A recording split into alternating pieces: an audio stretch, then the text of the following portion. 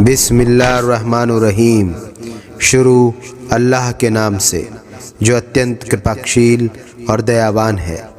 ये एक किताब है जिसकी आयतें पक्की जची हुई हैं, फिर विस्तार पूर्वक बयान हुई हैं, एक तत्वदर्शी और ख़बर रखने वाले की ओर से कि तुम अल्लाह के सिवा किसी की इबादत न करो। मैं तो उसी की ओर से तुम्हें सचेत करने वाला और शुभ सूचना देने वाला हूँ, और ये कि तुम अपने रब से क्षमा मांगो और उसकी ओर पलट आओ। वो तुम्हें एक नियत समय तक अच्छा जीवन सुख प्रदान करेगा और हर फजल वाले को अपना फजल प्रदान करेगा। और यदि तुम मुँह फेरते हो तो निसंदेह मुझे तुम्हारे बारे में एक बड़े दिन की यातना का भय है। तुम्हें उसी की ओर पलट कर जाना है और वो हर चीज़ का सामर्थ्य रखता है। देखो, ये अपने सीनों को मोड़ते हैं ताकि उससे छिप जाए। जान रखो, जब ये अपने कपड़ों से अपने आप को ढांपते हैं, अल्लाह जानता है जो कुछ ये छुपाते हैं और जो कुछ ये खोलते हैं। वो तो सीनों का भेद जानने वाला है। धरती में चलने वाला कोई ऐसा जीवधारी नहीं जिसकी रोज़ी अल्लाह के ज़िम्मे ना हो, और जिसके रहने की जगह और जिसके सौंपे जाने की जगह वो ना जानता हो। सब कुछ एक स्पष्ट किताब में है। और वही है जिसने आकाशों और धरती को 6 दिनों में पैदा किया, और उसका सिंहासन पानी पर था, ताकि वो तुम्हारी परीक्षा ले कि तुम में कौन अच्छा कर्म करता है। और यदि हम एक निश्चित समय तक उनसे यातना को टाले रखें तो वो कहने लगेंगे, आखिर किस चीज़ ने उसे रोक रखा है। सुन लो, जिस दिन वो उन पर आ जाएगी तो वो उन पर से टाली ना जाएगी, और वही चीज़ उन्हें घेर लेगी जिसकी वो हंसी उड़ाया करते थे। और यदि कभी हम मनुष्य को अपनी दयालुता का रसास्वादन कराने के पश्चात फिर उससे छीन लेते हैं तो वो निराश और अकृतज्ञ हो जाता है। और यदि कभी उसे हम नेमत का मज़ा चखाते हैं इसके बाद कि उसे तकलीफ़ पहुंची हो तो कहने लगता है, अब तो मेरा सब कलेश दूर हो गया। वो फूला नहीं समाता और डींगे मारने लगता है, सिवाय उन लोगों के जो सब्र करने वाले हैं और अनुकूल कर्म करते हैं। यही है जिनके लिए क्षमा और बड़ा बदला है। तो हे नबी, कहीं ऐसा ना हो कि तुम उसमें से कोई चीज़ छोड़ दो जो तुम्हारी ओर वही की जा रही है, और इस बात पर दिल तंग हो कि वो कहेंगे कि इस पर कोई ख़जाना क्यों नहीं उतारा गया, या इसके साथ कोई फ़रिश्ता क्यों ना आया। तुम तो केवल सचेत करने वाले हो, और हर चीज़ का हवालेदार तो अल्लाह है। क्या ये कहते हैं उसने इसे स्वयं गढ़ लिया है? कह दो, अच्छा तो तुम इस जैसी गढ़ी हुई 10 सूरतें ले आओ, और अल्लाह के सिवा जिस किसी को बुला सकते हो बुला लो, यदि तुम सच्चे हो। और फिर वो तुम्हारा कहना ना कर सकें तो जान लो कि ये कुरान अल्लाह के ज्ञान के साथ उतरा है, और ये कि उसके सिवा कोई इलाह पूज्य नहीं। तो क्या अब तुम मुस्लिम होते हो? जो लोग इसी सांसारिक जीवन और इसकी शोभा के इच्छुक होते हैं, उन लोगों को उनके कर्मों का बदला हम दे देते हैं, और इसमें उनके साथ कोई कमी नहीं की जाती।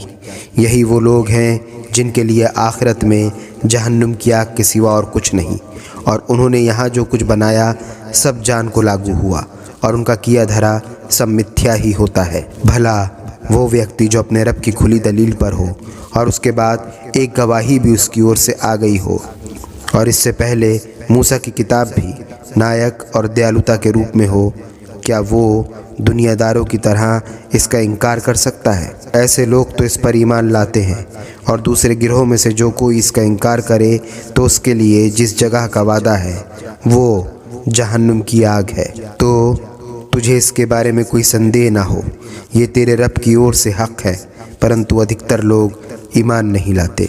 और उस व्यक्ति से बढ़कर जालिम कौन होगा जो अल्लाह पर झूठ गढ़े। ऐसे लोग अपने रब के सामने पेश होंगे और गवाह कहेंगे, यही वो लोग हैं जिन्होंने अपने रब पर झूठ गढ़ा था।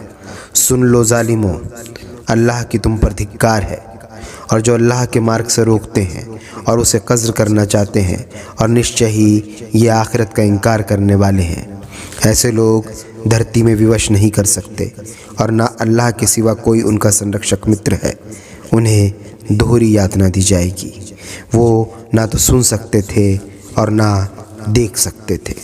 यही वो लोग हैं जिन्होंने अपने आप को घाटे में डाला, और वो सब कुछ इनसे जाता रहा जो ये गढ़ा करते थे।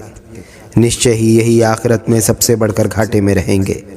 निसंदेह वो लोग जो ईमान लाए और अनुकूल कर्म किए और अपने रब की ओर करार को पकड़ा, ऐसे ही लोग जन्नत वाले हैं और वो उसमें सदैव रहेंगे। दोनों फरीकों की मिसाल ऐसी है जैसे एक अंधा और बहरा हो और एक देखने और सुनने वाला। क्या दोनों की दशा बराबर हो सकती है? क्या तुम सोचते नहीं? और ऐसी ही परिस्थितियों में हमने नूह को उसकी जाति वालों की ओर भेजा था।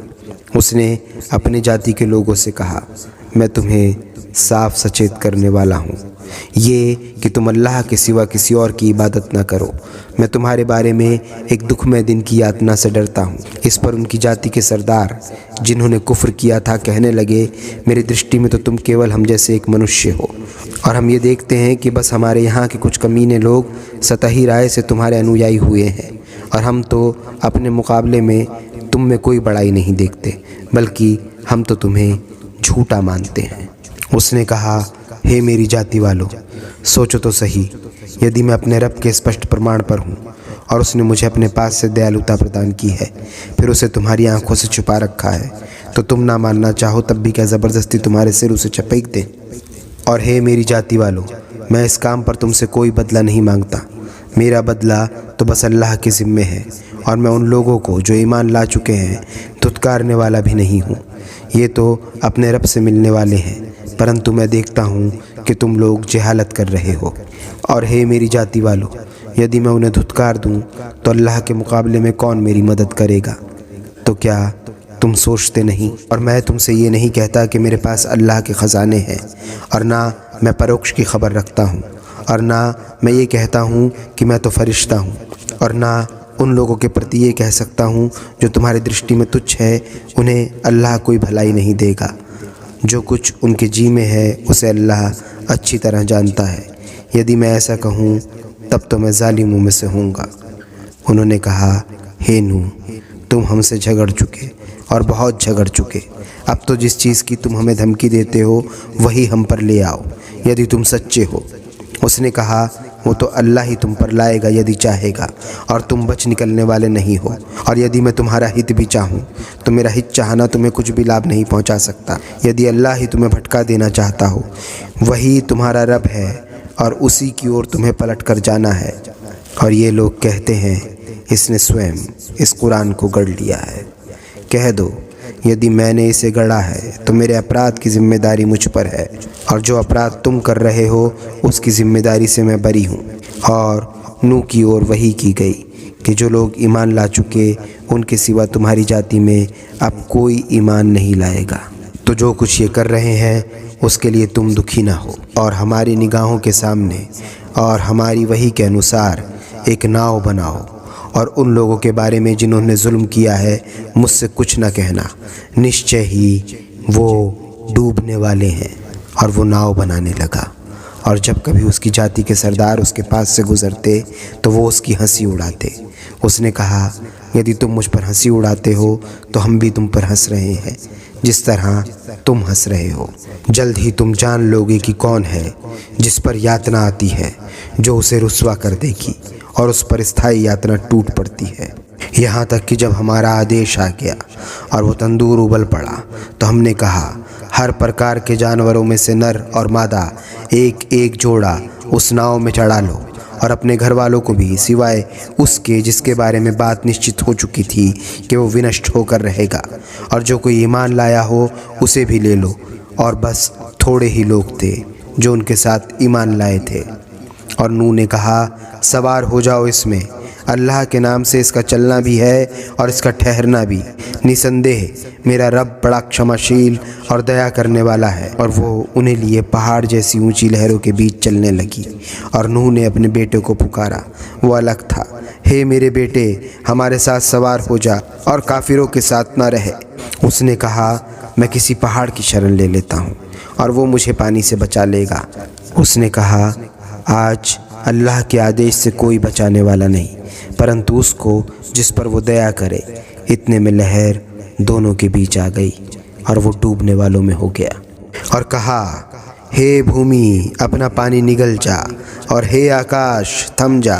तो पानी धरती में बैठ गया और फैसला चुका दिया गया और वो नाव अलजूदी नामक पर्वत पर टिक गई और कह दिया गया, दूर हो जालिम लोग। और नूह ने अपने रब को पुकारा और कहा, हे रब, मेरा बेटा मेरे घर वालों में से है और निश्चय ही तेरा वादा सच्चा है और तू ही सबसे बड़ा हाकिम है। कहा, हे नूह, वो तेरे घर वालों में से नहीं, वो तो सर्वथा अशिष्ट कर्म है। तो तू ऐसी चीज़ का मुझसे सवाल न कर जिसका तुझे कोई ज्ञान नहीं है। मैं तुझे नसीहत करता हूँ कि तू अज्ञानी लोगों में से ना हो जा। कहा, हे रब, मैं तेरी पनाह मांगता हूँ इससे कि मैं तुझसे ऐसी चीज़ का सवाल करूँ जिसका मुझे कोई ज्ञान नहीं, और यदि तूने मुझे क्षमा न किया और मुझ पर तूने दया न की तो मैं घाटा उठाने वालों में से हो जाऊँगा। कहा गया, हे नूह, इस पर्वत से उतर जा, इस हाल में कि हमारी ओर से सलामती और बरकतें हैं तुझ पर और उन गिरोह पर जो उन लोगों में से होंगे जो तेरे साथ हैं, और आगे पैदा होने वालों में कितने गिरोह ऐसे हैं जिन्हें हम जीवन सुख प्रदान करेंगे, फिर उन्हें हमारी ओर से दुख देने वाली यातना आ पहुँचेगी। हे मोहम्मद, ये परोक्ष की खबरें हैं जो हम तेरी ओर वही कर रहे हैं। इससे पहले न तू इनको जानता था और न तेरी जाति वाले ही। तो सब्र करो, निसंदेह अंतिम परिणाम उन्हीं लोगों के हक़ में है जो डरने वाले हैं। और आद की ओर उनके भाई हूद को भेजा। उसने कहा, हे मेरी जाति वालों, अल्लाह की इबादत करो, उसके सिवा तुम्हारा कोई इलाह पूज्य नहीं, तुम तो बस झूठ गढ़ने वाले हो। हे मेरी जाति वालों, इस काम पर मैं तुमसे कोई बदला नहीं मांगता, मेरा कर्म फल तो बस उसके ज़िम्मे है जिसने मुझे पैदा किया। फिर क्या तुम बुद्धि से काम नहीं लेते? और हे मेरी जाति वालों, अपने रब से क्षमा की प्रार्थना करो, फिर उसी की ओर पलट कर चलो। वो तुम पर आकाश को खूब बरसता छोड़ देगा और तुम्हारी ताकत पर ताकत बढ़ाएगा। अपराधी बनकर मुंह मत फेरो। उन्होंने कहा, हे हूद, तो हमारे पास कोई स्पष्ट प्रमाण लेकर नहीं आया है और हम तेरे कहने से अपने इलाहों पूज्य देवताओं को छोड़ने वाले नहीं हैं और हम तेरी बात मानने वाले नहीं। हमारा कहना यही है, हमारे इलाहों में से किसी की तुझ पर मार पड़ गई है कि तू ऐसी बहकी बातें करता है। उसने कहा, मैं तो अल्लाह को गवाह बनाता हूँ और तुम भी गवाह रहो कि मैं उससे विरक्त हूँ जिस किसी को तुम प्रभुत्व के सहभागी ठहराते हो सिवाय उस एक अल्लाह के।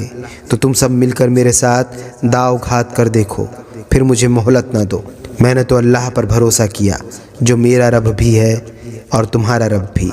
कोई भी जीवधारी ऐसा नहीं जिसकी चोटी उसने पकड़ न रखी हो। निसंदेह मेरा रब सीधे मार्ग पर है।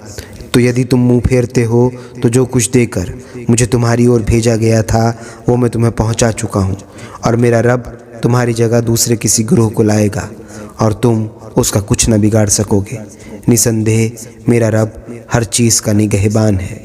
और जब हमारा आदेश आ गया तो हमने हूद को और उन लोगों को जो उसके साथ ईमान लाए थे अपनी दयालुता से बचा लिया और उन्हें कठोर यातना से बचाया। ये है आद, इन्होंने अपने रब की आयतों का इनकार किया और उसके रसूलों की अवज्ञा की और हर जब्र करने वाले हटी के पीछे चले। इस दुनिया में भी लानत इनके साथ लाई गई और क़यामत के दिन भी।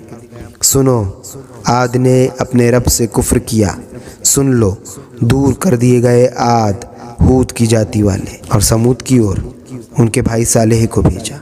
उसने कहा, हे मेरी जाति वालों, अल्लाह की इबादत करो, उसके सिवा तुम्हारा कोई इलाह पूज्य नहीं। उसने तुम्हें भूमि से पैदा किया है और तुम्हें उसमें आबाद किया, तो उससे क्षमा की प्रार्थना करो और उसकी ओर पलट जाओ। निसंदेह मेरा रब करीब है, दुआओं का कबूल करने वाला है। उन्होंने कहा, हे साले, इससे पहले तू हम में ऐसा था कि तुझसे बड़ी आशाएं थीं। क्या तू हमें उस चीज़ को पूजने से रोकता है जिसे हमारे पूर्वज पूजते रहे हैं? जिसकी ओर तू हमें बुलाता है उसके बारे में तो हम बड़े दुविधा एवं विकलताजनक संदेह में पड़ गए हैं। उसने कहा, हे मेरी जाति वालों, सोचो तो सही, यदि मैं अपने रब के एक स्पष्ट प्रमाण पर हूँ और उसने मुझे अपनी दयालुता प्रदान की है तो अल्लाह के मुकाबले में कौन मेरी सहायता करेगा यदि मैं उसकी अवज्ञा करूँ? अतः तुम घाटे में डालने के सिवा और कुछ नहीं दे सकते मुझे। और हे मेरी जाति वालों, ये अल्लाह की ऊँटनी तुम्हारे लिए एक निशानी है, इसे छोड़ दो। अल्लाह की धरती में जहाँ चाहे खाओ और तकलीफ़ देने के लिए इसे हाथ न लगाना, नहीं तो तत्कालीन यातना तुम पर आ लेगी। परंतु उन्होंने उसको उसकी कूंच काटकर मार डाला। तो उसने कहा, बस 3 दिन और आनंद ले लो, यह ऐसा वादा है जिसमें कुछ भी छूट नहीं। और फिर जब हमारा आदेश आ गया तो हमने अपनी दयालुता से सालेह को और उन लोगों को जो उसके साथ ईमान लाए थे बचा लिया और उस दिन की रुसवाई से उन्हें बचाए रखा। निसंदेह तेरा रब ही बलवान और अपार शक्ति का मालिक है। और उन लोगों को जिन्होंने जुल्म किया था एक भयंकर चीख ने आ लिया और वो अपने निवास स्थानों में औंधे पड़े रह गए और ऐसे मिटे मानो वो वहाँ कभी बसे ही न थे। सुन लो, समूद ने अपने रब से कुफ्र किया। सुन लो, दूर कर दिए गए समूद। और देखो, हमारे भेजे हुए फरिश्ते इब्राहिम के पास शुभ सूचना लेकर पहुँचे। कहा, तुम पर सलाम हो। उसने कहा, सलाम हो। फिर कुछ देर न की, एक भुना हुआ बछड़ा ले आया, परंतु जब देखा कि उनके हाथ उसकी ओर नहीं बढ़ते तो उसे उनसे अजनबियत का भान हुआ और दिल में उनसे डरा। वो बोले, डरो नहीं, हम तो लूत की जाति वालों की ओर भेजे गए हैं। और उसकी इब्राहिम की स्त्री भी खड़ी हुई थी, वो हंस पड़ी। फिर हमने उसे इसहाक और इसहाक के पीछे याकूब की शुभ सूचना दी। वो बोली, हाय मेरा भाग्य, क्या मेरे संतान होगी जबकि मैं बूढ़ी हूँ और ये मेरे पति हैं बूढ़े, ये तो बड़े आश्चर्य की बात है। वो बोले, क्या अल्लाह के आदेश पर आश्चर्य करती हो? घर वालों, तुम पर अल्लाह की दयालुता और उसकी बरकतें हैं। निसंदेह वो प्रशंसा का अधिकारी और गौरव वाला है। फिर जब इब्राहिम का भय दूर हो गया और उसे औलाद की शुभ सूचना भी मिली तो वो लूत की जाति वालों के बारे में हमसे झगड़ने लगा। निश्चय ही इब्राहिम बड़ा ही सहनशील, हृदय का कोमल और हमारी ओर रुजू होने वाला था। कहा गया, हे इब्राहिम, इसे छोड़ो, तुम्हारे रब का हुक्म आ चुका है और निश्चय ही इन पर यातना आने वाली है जो टलने वाली नहीं। और जब हमारे भेजे हुए फरिश्ते लूत के पास पहुँचे तो वो उनके कारण मलिन हुआ और उनकी रक्षा करने में स्वयं को असमर्थ पाया और कहा, ये बड़ा कठिन दिन है। उसकी जाति वाले भागे हुए उसके घर की ओर आए। ये लोग पहले से ही दुष्कर्म करते ही रहते थे। लूत ने कहा, हे मेरी जाति वालों, ये मेरी बिटिया है, ये तुम्हारे लिए ज़्यादा पाक है, तो अल्लाह से डरो और मुझे मेरे मेहमानों के मामले में रुस्वा न करो। क्या तुम में कोई भला आदमी नहीं? उन्होंने कहा, तुझे तो मालूम है कि तेरी बेटियों में हमारा कोई हिस्सा नहीं और तू तो भली भांति जानता है कि हम क्या चाहते हैं।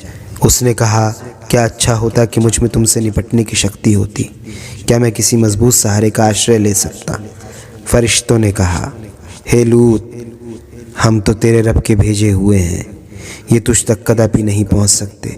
तो तू रात के किसी हिस्से में अपनी स्त्री के सिवा अपने लोगों को लेकर निकल जा और कोई पीछे पलट कर ना देखे। उस पर भी वही बीतने वाला है जो इन पर बीतेगा। इनका निश्चित समय प्रातःकाल है, क्या प्रातःकाल निकट नहीं है? फिर जब हमारा हुक्म आ पहुँचा तो हमने उस बस्ती को तलपट कर दिया। उस पर पक्की मिट्टी के पत्थर ताबड़तोड़ बरसाए जिस पर तेरे रब ने यहाँ से निशान किया हुआ था, और वो जालिमों से कुछ दूर नहीं है। और मदयन वालों की ओर हमने उसके भाई शुएब को भेजा।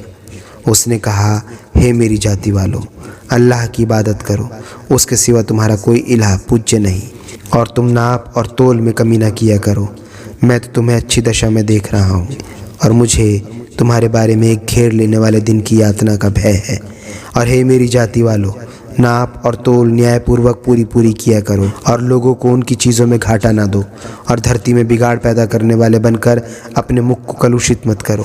यदि तुम ईमान वाले हो तो जो अल्लाह के पास बाकी रहता है वही तुम्हारे लिए उत्तम है, और मैं तुम पर कोई नियुक्त रखवाला नहीं हूँ। वो बोले, हे शुएब, क्या तेरी नमाज तुझे यही हुक्म देती है कि हम उसे छोड़ दें जिसे हमारे पूर्वज पूछते रहे हैं, या हम ये छोड़ दें कि अपने माल के साथ जो चाहे करें? एक तू ही तो सहिष्णु और भला पुरुष रह गया है। उसने कहा, हे मेरी जाति वालों, देखो तो, यदि मैं अपने रब के स्पष्ट प्रमाण पर हूँ और उसने मुझे अपनी ओर से अच्छी रोज़ी प्रदान की है, तो मैं कैसे तुम्हारी तुच्छ इच्छाओं का पालन कर सकता हूँ? और मैं ये नहीं चाहता कि जिससे मैं तुम्हें रोकता हूँ उससे तुम्हें तो रोकूं और स्वयं उसके विरुद्ध चलूं। मैं तो अपने पर बस सुधार चाहता हूँ और मेरा काम बनना तो बस अल्लाह ही के सहारे संभव है। उसी पर मेरा भरोसा है और उसी की ओर मैं रुजू हूँ। और हे मेरी जाति वालों, मेरे साथ तुम्हारा विरोध कहीं ये नौबत ना पहुँचा दे कि तुम पर वही कुछ बीते जो नूह की जाति वालों पर बीत चुका है, या हूद की जाति वालों पर, या सालेह की जाति वालों पर, या लूत की जाति वालों पर। और लूत की जाति वाले तो तुमसे कुछ भी दूर नहीं है। अपने रब से क्षमा की प्रार्थना करो और फिर उसी की ओर पलट आओ। निसंदेह मेरा रब दया करने वाला और बहुत प्रेम करने वाला है। उन्होंने कहा, हे शुएब, तेरी बहुत सी बातें तो हमारे समझ में ही नहीं आती और हम तो देखते हैं कि तू हम में कमज़ोर है, और यदि तेरे भाई बंधु ना होते तो हम तो तुझ पर पथराव कर देते, और तू इतने बलबूते वाला नहीं कि हम पर भारी हो। उसने कहा, हे मेरी जाति वालों, क्या मेरे भाई बंधु तुम पर अल्लाह से भी ज़्यादा भारी हैं कि तुमने उसको, अल्लाह को, अपने पीछे डाल दिया? तुम जो कुछ करते हो निश्चय ही मेरा रब उसे घेरे हुए है। हे मेरी जाति वालों, तुम अपनी जगह कर्म करते रहो, मैं भी कर्म करता रहूँगा। जल्दी ही तुम जान लोगे कि किस पर यातना आती है जो उसे रुस्वा कर देगी, और कौन झूठा है। प्रतीक्षा करो, मैं भी तुम्हारे साथ प्रतीक्षा कर रहा हूँ। और जब हमारा आदेश आ पहुँचा तो हमने अपनी दयालुता से शुएब को और उन लोगों को जो उसके साथ ईमान लाए थे बचा लिया, और जिन लोगों ने जुल्म किया था उन्हें एक भयंकर चीखने आ लिया, और वो अपने घरों में औंधे पड़े रह गए, ऐसे मिटे मानो वो वहाँ कभी बसे ही न थे। सुन लो, मदयन वाले दूर कर दिए गए जैसे समूद दूर कर दिए गए थे, और मूसा को हमने अपनी निशानियों और खुले प्रमाण के साथ भेजा फ़िरौन और उसके सरदारों के पास, परंतु वो फ़िरौन के कहने पर चले, हालांकि फ़िरौन की बात कोई सही बात नहीं थी। क़यामत के दिन वो अपनी जाति वालों के आगे आगे होगा और उन्हें आग में जा उतारेगा, और क्या ही बुरा घाट है जहाँ वो उतारे गए। और यहाँ भी लानत उनके साथ लग गई, और क़यामत के दिन भी क्या ही बुरा पुरस्कार है जो मिला। ये कुछ बस्तियों के वृत्तांत हैं जो हम तुम्हें बयान करते हैं। इनमें से कोई तो खड़ी है और किसी की फसल कट चुकी है, और हमने उन पर जुल्म नहीं किया बल्कि उन्होंने स्वयं अपने ऊपर जुल्म किया। जब तेरे रब का हुक्म आ गया तो उन्होंने इलाह, देवी देवता आदि जिन्हें अल्लाह के सिवा वो पुकारा करते थे, उनके कुछ काम ना आए, और उन्होंने विनाश के अतिरिक्त और कुछ न दिया। और तेरे रब की पकड़ ऐसी ही होती है, जब वो किसी जालिम बस्ती को पकड़ता है, निसंदेह उसकी पकड़ दुख देने वाली और सख्त है। निश्चय ही इसमें बड़ी निशानी है उस व्यक्ति के लिए जो आखिरत की यातना से डरे। ये एक दिन होगा जब सारे लोग इकट्ठे होंगे, और वह ऐसा दिन होगा जिसे सब देखेंगे, और हम उसे केवल थोड़े नियत समय के लिए टाल रहे हैं। जिस दिन वो आएगा तो बिना उसकी, अल्लाह की अनुज्ञा के कोई बात न करेगा। फिर कोई उनमें अभागा होगा और कोई भाग्यवान। तो जो अभागे होंगे वो आग में होंगे, जहाँ उनके लिए सांस खींचना और फिर फुंकार मारना होगा। वो सदैव उसी में रहेंगे जब तक कि आकाश और धरती स्थिर है। बात यह है कि तेरे रब की इच्छा ही क्रियान्वित होगी। निसंदेह तेरा रब जो चाहे कर डाले। और रहे वो लोग जो भाग्यवान होंगे तो वो जन्नत में होंगे, जहाँ वो सदैव रहेंगे जब तक कि आकाश और धरती स्थिर है। बात यह है कि तेरे रब की इच्छा ही क्रियान्वित होगी। एक देन है जिसका सिलसिला कभी न टूटेगा। तो जिस चीज़ को ये पूछते रहे हैं उसकी ओर से तुझे कोई संदेह ना हो। ये तो बस उसी तरह पूजा किए जा रहे हैं जिस तरह पहले इनके पूर्वज पूछते रहे हैं, और निश्चय ही हम इन्हें इनका हिस्सा बिना किसी कमी के पूरा पूरा देने वाले हैं। और हमने मूसा को भी किताब दी थी तो उसमें भी विभेद किया गया था। यदि तेरे रब की ओर से एक बात पहले से ही निश्चित न हो चुकी होती तो इनके बीच फैसला कर दिया गया होता। निश्चय ही ये लोग उसकी ओर से दुविधा एवं विकलताजनक संदेह में पड़े हुए हैं, और निश्चय ही उन सबको तेरा रब उनके कर्मों का भरपूर बदला देकर रहेगा। जो कुछ भी ये करते हैं निसंदेह वो उसकी खबर रखता है। तो सीधे मार्ग पर जमे रहो जैसा कि तुम्हें हुक्म हुआ है, और वो लोग भी जो तौबा कर तेरे साथ हो गए हैं। और हद से आगे न बढ़ना। जो कुछ तुम करते हो निश्चय ही वो उस पर निगाह रखता है। और उन लोगों की ओर न झुकना जिन्होंने जुल्म किया है, नहीं तो जहन्नुम की आग तुम्हें आ लगेगी, और अल्लाह के सिवा तुम्हारा कोई संरक्षक मित्र ना होगा। फिर तुम्हें कोई सहायता न मिलेगी। और नमाज कायम करो दिन के दोनों हिस्सों में और रात के कुछ हिस्से में। वास्तव में नेकियां बुराइयों को दूर कर देती हैं। ये याद रखने वालों के लिए एक याद दहानी है। और सब्र करो कि निसंदेह अल्लाह उत्तम कारों का बदला अकारत नहीं करता। फिर तुम में से पहले की जातियों में ऐसे भले लोग क्यों ना हुए जो लोगों को धरती में बिगाड़ फैलाने से रोकते, उन थोड़े से व्यक्तियों के सिवा जिनको उनमें से हमने बचा लिया। जालिम लोग उस सुख सामग्री के पीछे लगे जो उन्हें दी गई थी और वो अपराधी ही रहे। और ये नहीं होने का कि तेरा रब बस्तियों को नाहक विनष्ट कर दे जबकि वहाँ के लोग सुधरने वाले हों। और यदि तेरा रब चाहता तो निश्चय ही सारे लोगों का एक गिरोह बना देता, परंतु अब तो वो सदैव विभेद करते रहेंगे सिवाय उसके जिस पर तेरा रब दया करे। और इसी के लिए उसने उन्हें पैदा किया है और तेरे रब की बात पूरी होकर रहेगी। उसने कहा था कि मैं जहन्नुम को जिन्नों और मनुष्यों सबसे भर दूंगा।